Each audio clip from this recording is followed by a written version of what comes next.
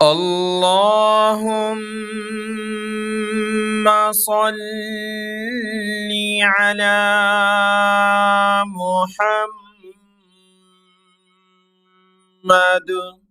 وعلى آل محمد.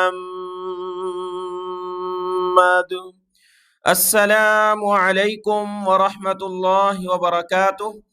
آج کے اس سبق میں ہم سیکھیں گے سورۃ آل عمران کی آیت نمبر ہے 184 یعنی 185 185 نمبر آیت ہے سورۃ آل عمران، اور پارہ نمبر 4 ہے لن تنالوا البر. آج کے اس سبق کی پہلی آیت میں اللہ نے موت کا ذکر کیا ہے کہ ہر جاندار کو موت چکھنی ہے، اور آخرت میں موت کے بعد جو فیصلہ ہوگا وہی حقیقی کامیابی اور ناکامی کا فیصلہ ہوگا. کیونکہ پیچھے یہ ذکر آیا تھا کہ جو کافروں کے پاس مال ہے، جائیداد ہیں، حکومتیں ہیں، تو مسلمان اس بات کو ذہن میں نہ لائے، بلکہ حقیقی کامیابی آخرت کی ہے، یعنی مرنے کے بعد کی ہے. اس میں جو کامیاب ہوا سو ہمیشہ کامیاب ہے، اور اس میں جو ناکام ہوا ہمیشہ ناکام ہے. تو اس کو اللہ نے یہاں بیان فرمایا ہے. آج کا سبق شروع کرتے ہیں. اعوذ باللہ من الشیطان الرجیم بسم اللہ الرحمن الرحیم.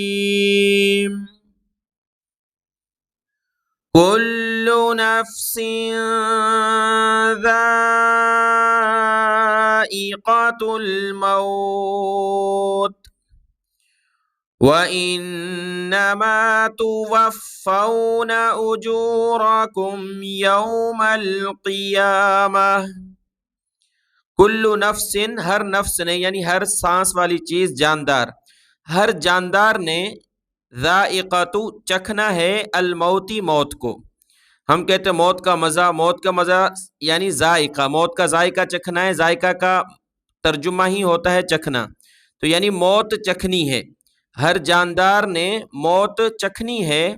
وَإِنَّمَا، اور بے شک، تُوَفَّوْنَ، تم کو پورا پورا دیا جائے گا، اجورکم، تمہارا اجر یعنی تمہارا بدلہ، یوم القیامہ، قیامت کے دن. تم نے جو کمائی کی ہوگی، نیک اعمال کی، برے اعمال کی، تمہیں پورا پورا وہ دے دیا جائے گا. فَمَن زُحْزِحَ عَنِ النَّارِ وَأُدْخِلَ الْجَنَّةَ فَقَدْ فَازَ وَمَا الْحَيَاةُ الدُّنْيَا إِلَّا مَتَاعُ الْغُرُورِ. فمن، پس جو شخص، زحزح، دور کر دیا گیا، بچا لیا گیا، عن الناری، آگ سے یعنی جہنم سے، وادخل الجنت، اور داخل کر دیا گیا جنت میں، فقد فاز، تو یقیناً وہ کامیاب ہو گیا. اصل کامیابی قیامت کے دن اعلان ہو کہ فلاں فلانے کا بیٹا جنت میں جا رہا ہے، تو اس وقت وہ کہہ سکتا ہے میں کامیاب ہو گیا. تو جس کو قیامت میں بچا لیا گیا، جہنم سے جنت میں داخل کر دیا گیا، سو وہ کامیاب ہو گیا. وَمَا الْحَيَاةُ الدُّنْيَا إِلَّا مَتَاعُ الْغُرُورِ. وما، اور نہیں ہے، الحیات الدنیا، دنیا کی زندگی، الا، مگر، متاع الغرور، دھوکے کا سامان. کہ دنیا کی لذتوں میں، دنیا کے مزے میں پڑ کر کے آخرت کا ہمیشہ کا مزہ گنوا دینا، ضائع کر دینا، یہ جو ہے بے وقوفی ہے. اور دنیا کا جو ساز و سامان ہے یہ دھوکے کا ہے. کیوں؟ کیونکہ یہ ختم ہو جانے والا ہے. آخرت کی نعمتیں ہمیشہ رہنے والی ہیں. آیت نمبر 185 مکمل ہوئی. آگے ہے آیت نمبر 186.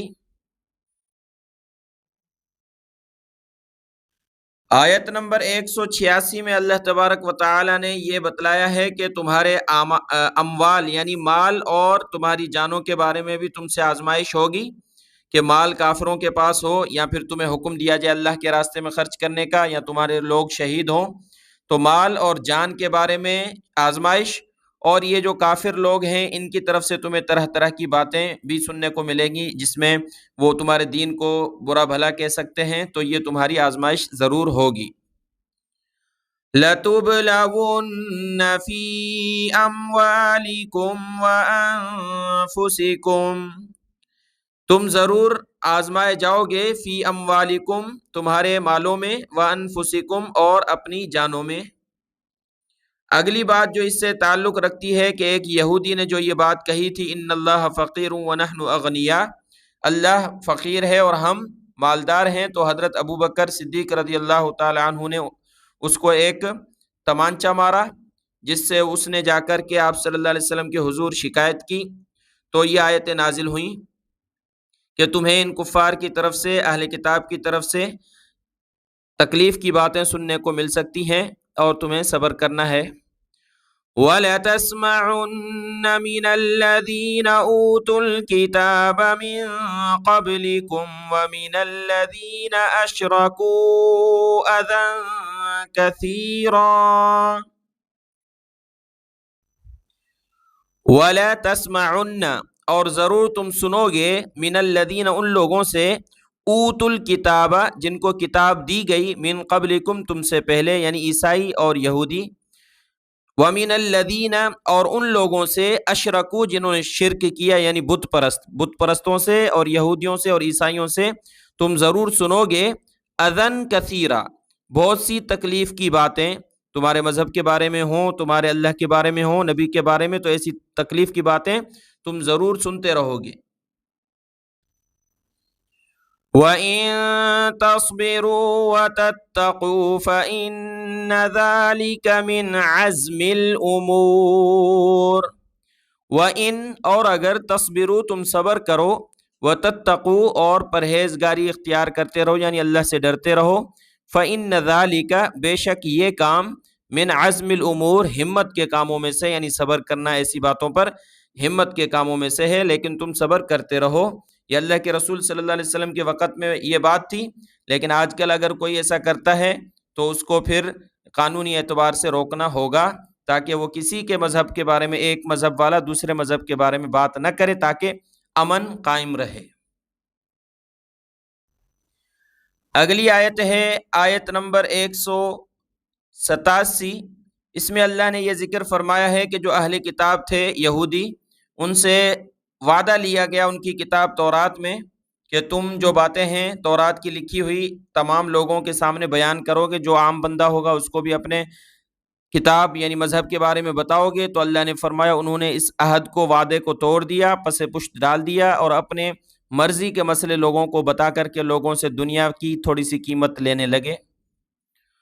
وَإِذْ أَخَذَ اللَّهُ مِيثَاقَ الَّذِينَ أُوتُوا الْكِتَابَ لَتُبَيِّنُنَّهُ لِلنَّاسِ وَلَا تَكْتُمُونَهُ وَإِذْ أَخَذَ اللَّهُ اور جب لیا اللہ نے، میثاق الذین میثاق یعنی پختہ وعدہ، پختہ عہد، الذین ان لوگوں سے، اوت الکتاب جن کو کتاب دی گئی، لَتُبَيِّنُنَّهُ وہ وعدہ کیا تھا، لَتُبَيِّنُنَّ تم ضرور بیان کرو گے اس کو، یعنی تورات کے احکامات کو بیان کرو گے ضرور، للناس لوگوں کے لیے، لوگوں کے سامنے بیان کرتے رہو گے، وَلَا تَكْتُمُونَهُ اور اس کو چھپاؤ گے نہیں، فَنَبَذُوهُ وَرَاءَ ظُهُورِهِمْ تو انہوں نے ڈال دیا اس وعدے کو اپنی پیٹھ کے پیچھے، یعنی اس پر عمل نہیں کیا۔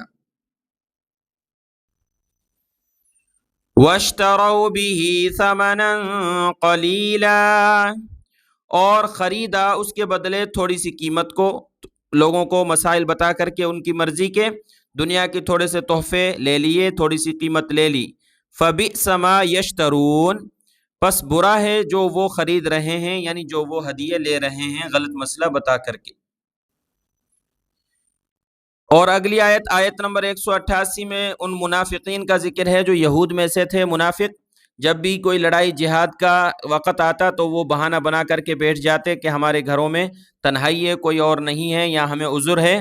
پھر جب لڑائی سے لوٹ آتے اللہ کے حبیب صلی اللہ علیہ وسلم اور صحابہ کرام، تو پھر آتے نبی کریم صلی اللہ علیہ وسلم کی خدمت میں آ کر کے عذر بھی پیش کرنے لگتے کہ ہمارا عذر تھا، اس وجہ سے ہم یہاں پر تھے، تو جی میں خوش تھے کہ اس بات پر ہماری تعریف ہوگی کہ ہاں اچھا کیا تم یہاں موجود تھے۔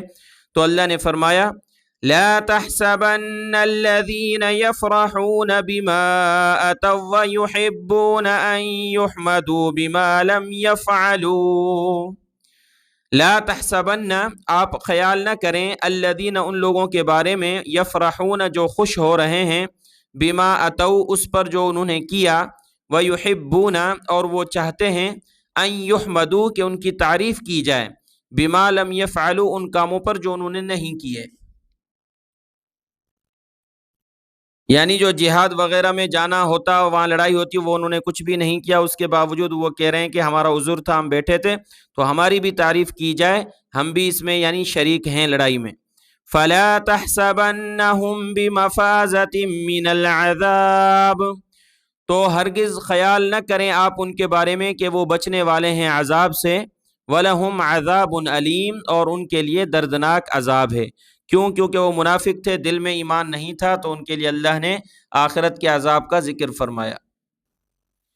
مطلقاً عذاب کا ذکر ہے کہ ان کے لیے دردناک عذاب ہے، کہ دنیا میں بھی ان کو ذلت ملی کہ جلا وطن ہوئے مدینہ سے اور خیبر کے قلعے سے، اور پھر اس کے بعد آخرت کا تو عذاب ہے کفر کی وجہ سے. آیت نمبر 188 مکمل ہوئی. اگلی آیت ہے وَلِلَّهِ مُلْكُ السَّمَاوَاتِ وَالْأَرْضِ وَاللَّهُ عَلَى كُلِّ شَيْءٍ قَدِيرٌ. وَلِلَّهِ، اور اللہ کے لیے ہے، ملک یعنی بادشاہی، السماوات آسمانوں کی، والارض اور زمین کی، واللہ علی کل شیء قدیر، اور اللہ ہر چیز پر خوب قادر ہے، یعنی قدرت رکھنے والا ہے. یہ رکوع مکمل ہوا، آیت مکمل ہوئی. آخری رکوع رہ گیا ہے سورۃ آل عمران کا. کل انشاءاللہ وہ رکوع ہم پڑھیں گے تو ہماری سورۃ آل عمران اللہ کے فضل و کرم سے مکمل ہوگی. آج کا یہ سبق دیکھ لیں، اور اسی کے ساتھ ہم اب بیان کا سلسلہ بھی شروع کرنے والے ہیں.